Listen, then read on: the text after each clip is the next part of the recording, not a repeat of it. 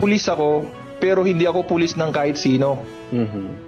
Nagsisilbi Ang ako ganda sa nun, bayan dahil ang pinapanindigan ko, sir, ay yung batas kung ano yung nasa Constitution. Mag-comment. Bukas ang gagawing investigasyon ng Senado sa usapin ng pag-aresto kay dating Pangulong Rodrigo Duterte. Pero para kay Senador Bongo, too late na ang investigasyon. Apela niya ngayon sa mga opisyal ng gobyerno, wag nang makisawsaw sa gulo sa politika. Too late na hero na eh. Eh kung may babalik niya si Tatay Digong dito, paano niya may babalik? Anong pag-uusapan na doon? Too late na hero na po. Tapos na. May babalik niyo pa ba si Tatay Digong dito? Naman, baka pagdating ng mga vloggers doon, sigurado makadiretso na sa kangkungan niya, nagawa, bakit Dala kay Chinela. din sila dalhin sa Hague.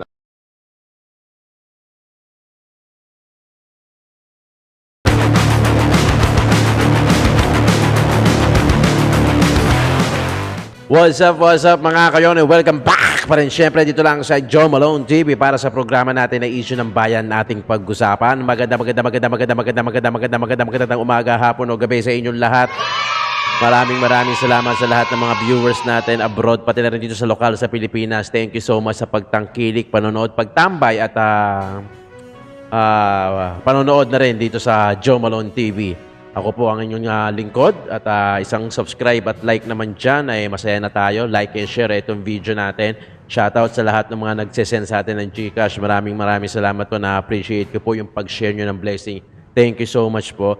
Yung mga bagong pasok sa membership natin, maraming salamat po. Lahat kayo, mega love shoutout po sa inyo lahat. Paki-double check na lang kung nakasubscribe kayo. Ha? Kaya ito na, pag-usapan na natin to. Kaya ito yung matapang na pulis na nag-live at nagsabi ng saloobin, opinion, emosyon, in short, saloobin. Pucha, hindi ko na malaman kung paano ka pa ipapaliwanag yung saloobin eh, di ba? Kasi parang mali, baka mamaya mali na rin sa paningin nila. Di ba? Alam mo yun, ang ganda ng pag-uusapan natin ngayon kasi talagang iikot tayo sa kapunyetahan. Sa kapunyetahan ng gobyerno natin. Di ba? Pag nagsalita ka ng saloobin mo, naglabas ka ng opinion mo, ng emosyon mo, ang hirap na eh, no? Pucha, baka mamaya makakasuhan ka, di ba? O kaya padampot ka na lang bigla, padala ka sa Netherlands. Di ba? Kaya kanina kasi, yung pangalawang upload natin, medyo talagang tumamlay ako dahil gawa ng siguro na-frustrate talaga ako. Alam niyo siguro, di ba? Ay, sa nangyayari ngayon, sobrang dami. Kasi ang problema, ang isa sa mga disadvantage sa amin, yun na to, syempre inaalam namin lahat-lahat. So, nalaman namin yung istorya, yung ganyan. So, nagiging mabigat. You know, alam mo yun, ang bigat na nga ng pinagdadaanan natin, tayo, dahil si Tatay Digong nandun doon. Tapos yung mga pumapasok pa na dating imposible, ngayon posible na. Biro mo yung additional na 20 vloggers, hinahanap, kinasuhan na ng NBI, ng ganon, di ba? Yung huling balita natin. Tapos yung page ko, yung backup page ko, na Duterte ang name, na-down, suspindi pa lang, tapos unpublished na. Meaning na unpublished, wala na talaga siya. Hindi na siya mapapublish. So, dead na yon, dead na yon. So, nangyari yon. Tapos yung 100 na consultant, according kay Cathy Binag. Kaya minsan, itong papaliwanag ko, yung saloobin, hindi ko talaga malaman kung ano pang salita yung pwede kong banggitin na safe eh. Kaya bukod doon sa saloobin, bili mo, saloobin mo na lang, baka mamaya madampot ka pa. Kasi ito, nagbanggit ng saloobin eh. Diba? Kinasuhan ng QCPD, itong polis na to.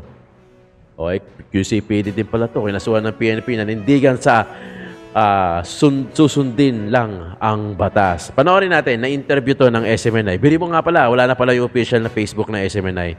So, Nightline News na to. Di ba? Yun yung sinasabi ko, kaya minsan ang hirap yung huling vlog ko. Hirap na hirap ako dahil hindi ko na malaman kung paano ko papipiliin yung mga safest na words. Alam mo yan, di ba? Na safest na words na kailan na pwede kong banggitin dito. Baka mamaya may kumatok na dyan. Cooking. Hindi. Okay, shoutout ko lahat ng mga kababayan natin abroad. Pati na rin dito sa Pilipinas. Paki-attendance check po muna tayo dyan mga kayo. Paki-comment naman dyan sa baba ko sa kayo lapalop naroroon. O, na nakikinig. Nang sa ganun, magkaroon tayo ng YouTube engagement. Sobrang thankful lang Joe Malone TV, ang inyong lingkod. Dahil sumusuporta kayo at nandiyan kayo. Panoorin na natin to dahil medyo mahaba yung pag-uusapan natin dito. Ako, sir, pulis ako, pero hindi ako pulis ng kahit sino. Nagsisilbi Ang ako ganda sa nun, bayan dahil ang pinapanindigan ko, sir, ay yung batas kung ano yung nasa Constitution. Kahit si Bongbong pa yung presidente natin or kahit si Duterte pa ang presidente natin, kung mali yung inuutos nila, hindi ko susundin yan, sir. Kahit sino pa ang tatayong presidente. Never akong susunod sa mali na against sa batas. Sa kabila ng negatibong reaksyon mula sa pamunuan ng PNP ay hindi pa rin patitinag si Patrolman Francis Steve Fontillas sa kanyang paninindigan sa kung ano ang alam niyang tama at naaayon sa batas. Ang mga pahayag na ito ay resulta pa rin ng kanyang pagkadismaya sa maling paraan ng pag-aresto ng PNP kay dating Pangulong Rodrigo Duterte na ngayon nasa kamay na at nililitis ng mga dayuhan sa The Hague, Netherlands.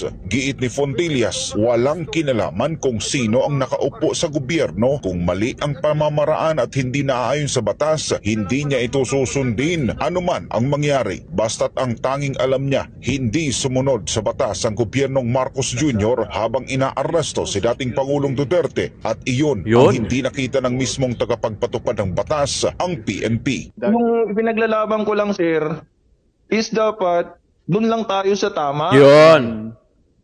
Kung may order man yan na galing sa taas, isipin muna natin kung lawful ba yung order na yun bago nating sundin. Kasi yun ang sabi sa batas, sir, only follow lawful order. Di ba? Pero sa panig naman ng PNP, paulit-ulit rin nitong sinasabi na naaayon sa Police Operational Procedure ang ginawang pag-aresto kay Duterte sa kabila ng patuloy na pagkwestiyon sa usapin ng legalidad. Kaugnay naman sa kinakaharap na kaso ni Fontillas, mariin niyang pinabulaanan na may sinabi siyang pababagsakin niya ang gobyernong Marcos Jr. sa kabila ng hindi niya pagsang-ayon sa ilang polisiya nito lalo na sa PNP. Yung sinasabi nila na inciting to sedition daw yung ginawa ko. Wala yun, sir. Kahit sa korte pa kami mag-usap. Walang element ng sedition sa ginawa ko, sir. Hindi ako nag-speech. Walang audience nung ginawa ko yun, sir. Kasi naglabas lang ako or nag-express lang ako ng stand and principles ko that time, sir. Regarding sa mga issues sa government, sa pag-aresto kay Duterte. It's just about my stand, sir. It's my stand. Okay. Kung ano yung pinapanindigan ko, sir. Wala nang iba. Hindi ako naghihikayat ng rebellion. Ano yun? Pulis pa rin ako ng Pilipinas, sir. Ayaw pagkagulong Pilipinas. Yes. Samantala sa nasabing panayam, nanindigan si Fontillas na hindi siya magbibitiw sa pagiging pulis dahil lang sa mga aligasyon laban sa kanya. Giit nito, wala nang matitirang matinong pulis kung ang mga kagaya niya ay iiwan ang PNP sa gitna ng mga maling ginagawa ng pamahalaan. Kung magre-resign ako, edi wala nang matinong pulis na matitira.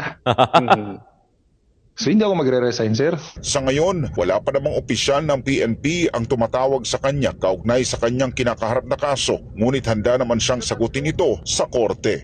Hinahamon ko nga sila, sir. Kasuhan nila ako and sasagutin ko sa korte. Para sa Diyos at sa Pilipinas kong mahal, nag-uulat Paul Montemon, SMNA News. Puta, partida, patrolman lang yan. Wag lang. Sorry. I mean, patrolman, yung kanyang ranggo. Oh. Pero yung mga matataas na ranggo, sila pa yung mismo alam mo yan, di ba? Na sumasayaw sa gitna ng ulan, di ba? Common naman yan yung mga sumasayaw, common Pero iilan lang talaga may mga dignidad, principle, yung mga talagang sasabihin na may paninindigan, na magkapit-pitan ng betlog. Sayo pa rin, di ba? Birang-bira yung mga ganun, birang-bira yung mga katulad nito. Sana pagka umulan, lumabas to, nang mabasa naman. At nang dumami naman sila. Dahil nakakaya na din minsan. Ang hirap nga maging Pilipino di ba? Yun nga sinasabi ko. Nakakawala ng respeto yung ginagawa ng gobyerno natin ngayon. Ay, putang ina, baka mamaya, ano naman ako nito, inciting to sedition. Hindi, Ang, ibigay mo, yung 20 vloggers. At sabagay, fake news naman yun. Ano yun? Yung 20 vloggers, na fake news, yung nagpapakalat ng fake news, yun yung inahabol. Okay, yun lang yun kasi kahit naman ako ayoko ng fake news di ba? Binabasa ko nga yan, pinapanood ko nga yan di ba? Nang sa ganun hindi tayo makapagpakalat ng fake news kasi mahirap din naman yung fake news. Kasi pagka fake news yung sources ko, fake news yung ma-adapt ko, pag sinagsalita ako sa inyo, fake news yung mapapasa ko, tapos kwento-kwento nyo, fake news din yung makukwento nyo. Kasi fake news yung source di ba? So nag-iingat din tayo doon. Pero alam naman natin na hindi naman lahat yun di ba? Na iba talaga diyan gustong patahimikin, di ba? Ang dami diyan, di ba? Ang dami diyan. Ang dami mga cases na ganyan. Pero kung talagang ang habol talaga nila yung fake news, okay yun. 'Di ba? Kasi talagang fake news eh. Putya, sa panahon nga ngayon, sobrang dami na ng mga fake news at hindi mo na talaga minsan malalaman kung fake news nga yun o hindi kung hindi mo siya hahanapin thoroughly eh. 'Di ba? Ang hirap. Pero saludo dito sa pulis na to, sa patrolman na to na talaga may paninindigan to serve and protect, to protect. So yun talaga yung motto ng kapulisan eh, 'di ba? Nakakalungkot lang na sa dami ilan lang yung mga matitino. Yung iba talaga sumasayaw sa dalawang sa dalawang ulan, 'di ba? Ang hirap niyan, Diyos ko. Ano ba yung sunod natin? Panoorin natin ito. Simula na Ito. Panoorin muna natin bago tayo mag-comment. bukas ang gagawing investigasyon ng Senado sa usapin na pag-aresto kay dating Pangulong Rodrigo Duterte. At ayon sa chairperson ng investigating committee, hindi lamang ang kawalan umano ng due process at hindi paggalang sa karapatan ng dating Pangulo ang tatalakayin kundi maging ang pangamba ng mga negosyante sa sigalot sa politika. Si Mean Corvera sa balita. Tuloy ang pagdinig ng Senado bukas sa ginawang pag-aresto kay dating Pangulong Rodrigo Duterte. Pero ang maliwanag, ayon kay Senator Amy Marcos, na chairman ng Senate Committee on Foreign Relations, kailangang ungkatin ng issue dahil lumilitaw na hindi lang ang dating Pangulo ang target na ipaaresto ng International Criminal Court, kundi may mga susunod pang warrant of arrest laban sa iba pang personalidad na idinadawit sa crime against humanity dahil sa nangyaring war on drugs. Kailangan i-discuss natin lahat yan para malaman ng taong bayan kung tama o mali ang mga pangyayari dahil hindi pa ito tapos. Ang balita may sunod-sunod pa ng mga warrant of arrest. Kaya kinakailangan ipagtanggol natin ang soberanya natin, ang karapatan ng bawat Pilipino at higit sa lahat, talagang magkaisa tayo bilang isang bansa. Sabi ng mambabatas, hindi lang ang kawalan ng due process at hindi paggalang sa karapatan ng dating Pangulo ang tatalakayin sa pagdinig, kundi ang pangamba ng mga negosyante sa nangyayaring gulo sa politika. Wala sana raw siyang balak na makigulo pa sa politika, pero ang issue ng pag-aresto sa dating Pangulo lumilikha na ng takot hindi lang sa mga negosyante kundi sa mga ordinaryong Pilipino. Nasasaktan kayo Walang negosyo na talagang politika. Talagang imposible yan. Walang mag-i-invest Sige, at comment tayo walang rito. mag-expand. Mahihirapan talaga ang negosyante kapag may gulo. Si Senador Ronald De La Rosa pinag-aaralan pa kung sisipot sa pagdinig ng Senado. Pag-amin niya, lumikha na ng malalim na sugat ang ginawa ng administrasyon na sa tingin niya malabo na itong maghilo. Yes. There's no use crying over spilled milk. Nandun na, nadala na si Pangulong Duterte, nandun na sa ako. Paano pa natin maibalik yun? So, kaya ba lang ibalik yun? I hope that will cure the divisiveness. Pero malalim na masyadong sugat. Malalim na masyadong sugat sa tinatambo, lalo na sa aming side. I can see any immediate healing with what has happened to President Duterte. I don't know if our wounds can be healed. Maybe it can be healed only when I don't think immediate healing can happen. Pero para kay Senador Bongo, too late na ang investigasyon. Apela niya ngayon sa mga opisyal ng gobyerno, wag nang makisawsaw sa gulo sa politika. Too late na hero na eh. Kung may babalik niya si Tatay Digong dito, paano niya may babalik? Anong pag-uusapan na doon? Maybe pag-usapan ano yung mga batas na nalabag sa kanyang paghuhuli sa kanya. Ayun, maaaring pag-usapan, but too late na hero na po. Tapos na. May babalik niyo pa ba si Tatay Digong dito? Sa pagtitipon ng mga barangay officials sa Clark, Pampanga, bagamat nakalulungkot ang ginawa sa dating Pangulo, pakiusap ng Senador maging mahinahon. Humingi rin siya ng panalangin para sa kalusugan at kalayaan ng dating Pangulo. Dasal po natin si Tatay Digong. Pagdasal po natin ang kanyang kalusugan. Yes. Ipagdasal po natin ang kanyang kaligtasan. Yes. At ipagdasal po natin ang kanyang kalayaan. Ako po, I'm calling for yung gusto kong tahimik na buhay tayo. I'm calling for peace and unity. Sana po yung magkaisa ang lahat. Kasi pag nagkagulo, mas mahirapan po yung mga mahirap. Mas apektado ko. Kung huminahon po tayong lahat at magdasal po tayo para sa kaligtasan ni Tatay Digong. Ang kalusugan po. Alam po ni Nanay yun, I'm so worried po sa kanyang health po. Yes. She is 80 years old na po siya. At hindi siya sanay na mag-isa. Dasal po ang pwede nating gawin ngayon. Yes. Alam mo, ito lang yan eh. Hindi ko naman sa ayaw isipin. Hindi ko naman sa ayaw isipin. ang pinakamagandang gawin natin ngayon, ipagdasal natin yung kalusugan ni Tatay Digong, yun muna yung isurvive natin bago natin isipin na pauwiin siya sa Pilipinas. Pero hindi ko sinasabi huwag isipin, di ba? Alam ko, nagigets na ako. Kasi mas importante na healthy siya doon, no? Healthy siya doon bago natin isipin na o bago tayo gumawa ng ways na mapauwi siya ngayon, di ba? Kasi health is wealth eh. Di ba? Mahirap pagka nag-i-stumble yung health ni Tatay Digong doon. So ipagdasal natin na sana matino yung mga nagbibigay ng gamot, yung mga nag-aalaga kay Tatay Digong. Kasi that's all we can do eh, right now eh. Di ba? Hindi sila nang nagsasabi. Di ba? Si Batol de la Rosa na. Hindi ako sa nagiging negative. Si Senator Bongo na. Mapapabalik pa nila si Tatay Digong. Di ba? Lahat ng mga nagdi-discuss doon kay si Amy Marcos, gusto nga talakayin, bukas ang start niyan. Paano? Diba? May pababalik pa ba sa Tatay Digong? Siyempre may babalik, oo. I mean, I hope nagigit nyo ako ha. Hindi ako nagiging negative ha. Kasi may nag-comment sa akin huwag daw ako negative. Hindi ako nagiging negative. Nagiging realistic, oo. Even Bato de la Rosa nga sa Senator Bongo. No? What we can do right now is to pray for Tatay Digong, yung health niya,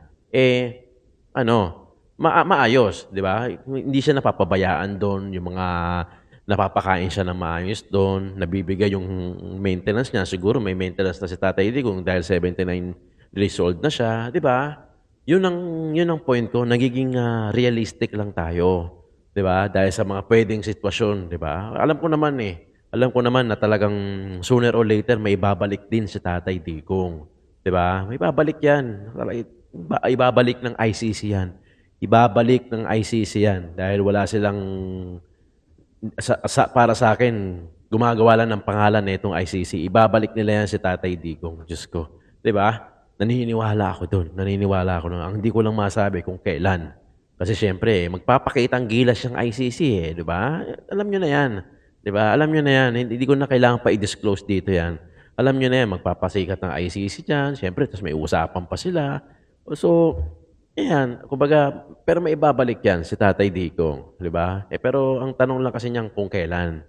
So, nagpapaka-realistic lang tayo dito. Hindi tayo nagpapaka-negative. So, yun lang tayo sa totoo. Diba? Ano ba yung next natin? Kaya naman natin. Ito, Banateros na tayo. Ha? Banateros na tayo dahil maganda din yung topic nila dito. Bigyan natin ng magandang reaction. Medyo mahaba-haba ito pero bigyan natin ng reaction in between. Papag-usapan yan mga boss kasi nga ramdam na ramdam talaga natin mga partners yung alam mo yun para ka nang hindi makahinga. Yun, exactly. Yung wala ka nang laya. Yes. Ultimong pag baka nga sa susunod pati paghinga mo ibagbawal na nila Hindi naman ipagbabawal pero malamang yan lalagyan ng tax. Imagine mo yun yung paghinga mo may tax. Oo, kasi kapag ikaw ay nagpahayag ng iyong saloobin, kahit naman hindi siya seditious, kasi napakalinaw naman Napakalinaw naman ng rules pagdating sa sedition na kapag ikaw ay naghihikayat ng rebellion, di ba? Kapag ikaw ay naghihikayat na tumalikod na sa gobyerno, yun yung inciting. Yung Yes. Pero sa mga nakikita naman natin, ng mga pagpapahayag ng mga vloggers, lalong-lalo na ng mga ordinaryong tao sa kanilang social media, sila lang naman ay nagpapakita ng pagkadismaya. Kaya nga sabi natin, hindi ba? Wait lang, ba't ang bait mo? Ha? Ba't ang bait mo? Ay, ang bait naman talaga pala. Kaya, Takot na mawalan ng biruan lang nila yun. ayun, eto na naman. Ang NBI ay meron na, nakaano daw sila, closely monitoring 20 vloggers. Yan. Baka mamaya kasama tayo dyan Baka daw sampahan na nila at ipahuli na nila by next week. Ah. Sino kaya yung 20 vloggers na yan? Wala pang pangalan Sigurado ko baka ano yan, baka puros mga Duterte supporters yan. And biglang nagkaroon pong ulit, nabuhay pong ulit ang TRICOM at magkakaroon po ng panibagong pagdinig sa darating na Biyernes. Biglaan din. Mga partner. Biglaan din na nagkaroon. So, ewan ko nga kung yan bang mga pagdinig na yan sa mga vloggers, sobrang laking issue ba yan? Kasi ako tanong ko lang, Boss Dada, imbitado ba ron si Torre? Kasi baka pag andun si Torre, tapos pag attend ng mga vloggers, Wala nang labasan yun. Oo, malamang. Baka pagdating ng mga vloggers doon, sigurado, makadiretso na sa kangkungan niya. Nagawa, Dala kay tsinelas. Din sila dalhin sa Hague. Nagawa nga nila sa Pangulo eh. Narinig ka ako dyan eh. May panaginip ako. Sige nga. Ano? Yung kay dyan sa, kaya, diba, dapat wala na daw talagang hearing eh. Oh. Kaso masyado na silang naungusan ni Torre. Kaya kailangan nila magbida-bida. Maganda yan. O ngayon, syempre, si Torre ang baby eh. Baby. Oo, kaya ang ginagawa nila parang, yun, yung Parang sinabi ikaw mo ngayon, kanina. si Baby J. Hindi, katulad yung sinabi mo kanina. Pagpunta ng vlogger, wala nang uwian. Magdala na kayo ng tsinelas ninyo dyan, ha? Pero alam naman Coach natin Oli, yan. pinabulaanan ng AFP yung kumakalat sa social media na yung pinipigilan nila yung mga sundalo, mga AFP military natin na mag-comment, mag-like at magpahayag ng kanilang salubin. Nakalagay pa nga doon, pati mga dependent, bawal. So, sumagot po ang AFP at sinabi po ng AFP na walang katotohanan yan. Dapat ganoon. Diba? Pag kami lumabas na balita, Sagot diba? agad. Dapat mo lang sagutin. Simple lang naman. Ba't mo kailangan magdemanda? Oo. Di ba sasagutin mo lang naman, hindi yan totoo. O, move on na tayo dyan. Tapos, di aabangan ngayon ng tao kung talaga bang totoo yung statement ninyo. Pero, let's take it at face value, ika nga. Sinabi nila na hindi totoo yun. So, Sa AFP. Hindi totoo. Paano kaya sa Yung PNP? mga sundalo na gustong magpahayag ng kanilang frustrations, pwede na. Pero Dahil sa PNP, bawal. Sa PNP, hindi rin nila, dininay din nila. Pero, meron nga pong isang pulis na naglabas ng kanyang saloobin. Pinakinggan ko naman yung mga sentimiento ng pulis. Parang ina-advocate lang niya yung pagkakaroon ng prinsipyo. Oo. So, ikaw ba, napanood mo ba yun? Oo, Coach napanood ko. Naglabas lang naman ng sama ng loob. Hindi naman na nagtatawag na mag-aklas eh. Yun yung masama doon kung magtatawag ka na mag-aklas. At sinabi naman niya, wala akong balak mag-aklas. Pero kung gusto Hindi nyo... nga siya nag-resign, Coach Oli eh. ano yun? Sabi niya nga Tinimanda. kasi, hindi ako nag-resign kasi kung magre-resign ako, sino pa yung matitirang matinong pulis? Alis pa ako. Tama naman. Pinakikilala ko nga yung sarili ko sa inyo as matuwid na pulis, matinong pulis. Kung aalis ako, di wala nang matino. So, hindi daw siya umalis sa kanyang Coach Oli. Dapat nga siguro sa kanila, punta silang Japan. Paturo sila paano gumawa ng robot. Yung mga pulis dito, gawin nyo na ng robot kasi kung ayaw nyo maglalabas sila ng damdamin na disusi, huliin yan, sunod. Kahit illegal, sunod. Bawal magsalita, sunod. Dapat kumuha tayo ng robot. May mga damdamin kasi yung pulis eh. Kawawa naman kung hindi ka makakapagsalita. Bawal to, bawal yan. Baka mamaya, yung mga asawa ninyo, hindi po pwedeng mga makaduterte. Yung syota ninyo, hindi pwedeng magsalita. Baka mamaya, susunod, puro ganyan na. Pero ikaw, napanood mo ba yun, Jay? Sa sa iyo police, napanood. dalawa ang ko dun eh. Dalawa ang Video niya na nakita mo? Hindi, dalawa yung ko dun ang tag dito, komento. Okay, sige. So, unang komento, syempre, nakakaawa. At wala nang freedom of speech talaga, ultimong mga kapulisan. At ayun, nakasuhan pa siya. So, nakakaawa dahil wala naman siyang mali doon sa sinabi niya eh. Pero yung sa isa kong komento, maaaring ito ay pwede kasing mangyari.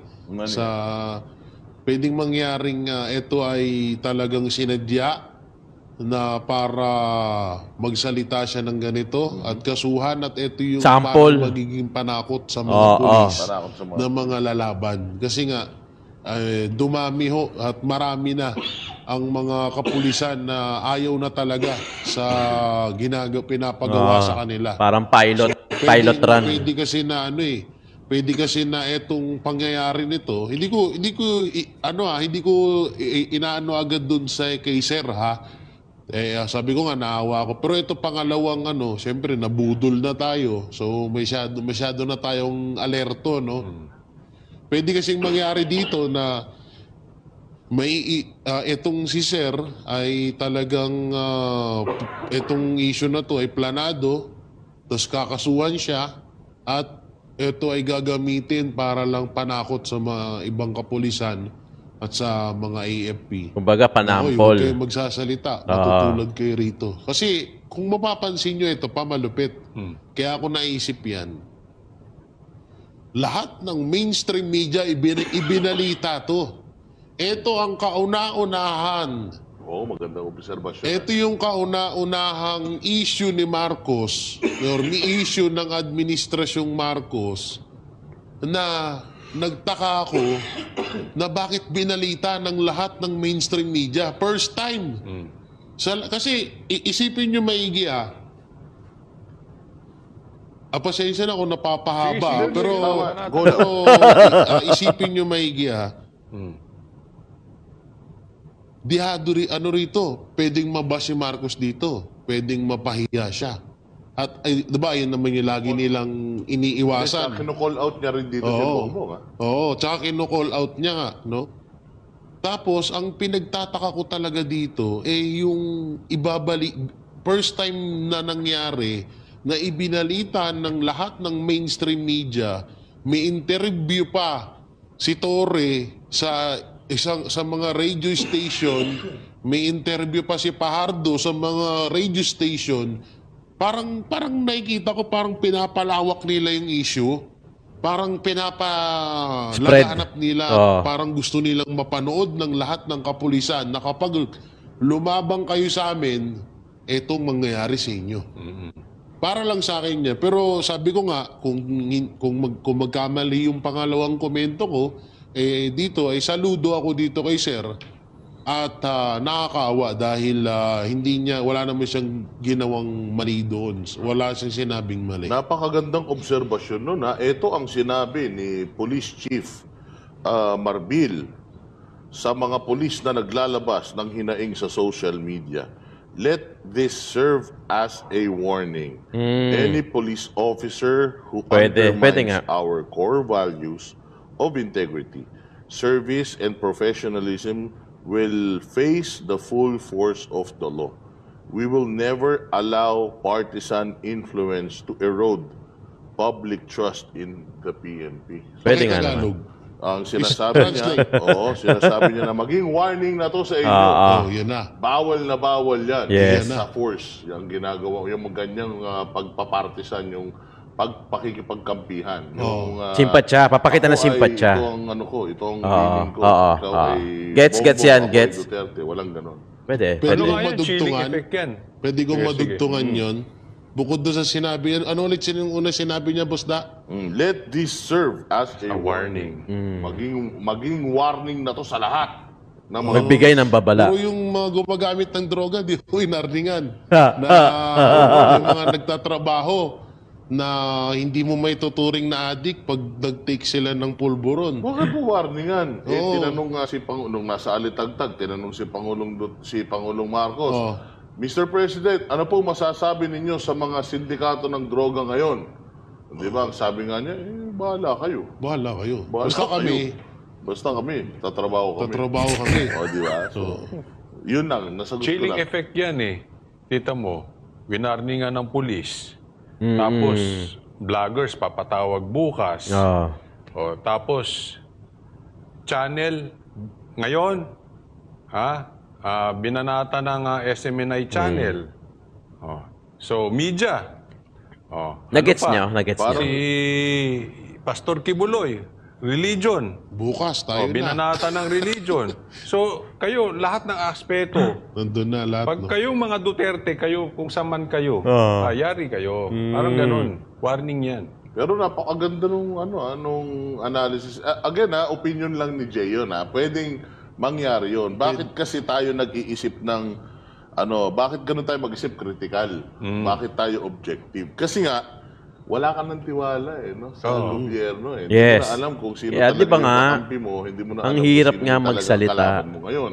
Kasi maraming mga mapagbalat kayo ngayon. Di natin sinasabi na si Sir nagbabalat kayo. It's just that maganda rin naman yung punto ni Jay kasi talagang pinick up ito ng media, ang dami naman ding mga issues Na hindi na hindi pinipick up ng media na patungkol din naman sa pagrereklamo ng tao sa gobyerno, katulad noong mga kaliwat kanang pagkilos ng mga Pilipino sa buong Pilipinas, Yes. sa Visayas, Mindanao, Hindi yan nababalita. ipanawagan ang pagbalik Pauwiin si Tatay Digong. Pauwiin si Pangulong Duterte. Di ba? Pero ito, oo nga naman. Kinalat nila, di ba? Oo. Si Lisa ba nag-live na? Hindi, ako tatanong, wala akong ano ha?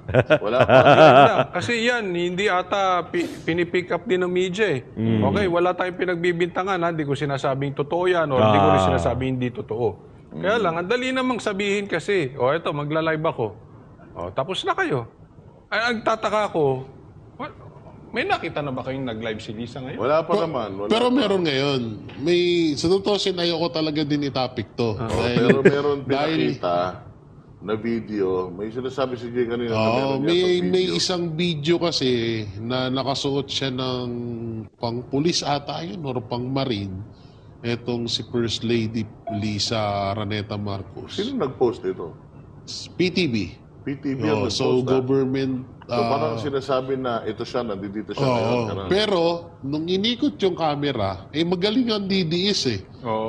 Pag ikot ng camera, nakita dun sa tarpaulin kung ano, kung kailan pa yun. At kung ano yung so event na yun. Hindi siya 19 ng Marso. Hindi siya latest. Hindi siya 19, hindi 17, ko maano 18. kasi nakalimutan ko din dun sa picture eh. Ang sinasabi, andyan sa mga sa Lakala AB Hugalbot na nakapost. Bakit ba kasi hinahanap nila? Yun din eh. Yun din ang pinagtataka ko. Ba't kasi ako, kahit di na siya bumalik dito, mas maganda pa nga. Diba? Bakit ba kasi hinahanap? Ewan ko, siguro baka kasi kadalasan kasi ngayon kasi napagdidiskitan yung anak ni Amy Marcos eh. Kasi nawala. Tall, dark and handsome. Kasi nawala. Hindi kasi nawala si First Lady. So laging pinagtitripan ng mga netizen si First Lady nung nawala. Nawala. So yung anak ni Amy Marcos. So kaya siguro hinahanap kasi baka gusto nilang may panglibangan ba? Pero maganda naman yung lumalabas sa social media, yung anak. Nakita ko yan. Pero anyway, stop na natin dyan. Mga kayon, nagigets nyo yung sinasabi ni Boss Dada sa ni Jay. Pwede kasing, hindi ko sinasabi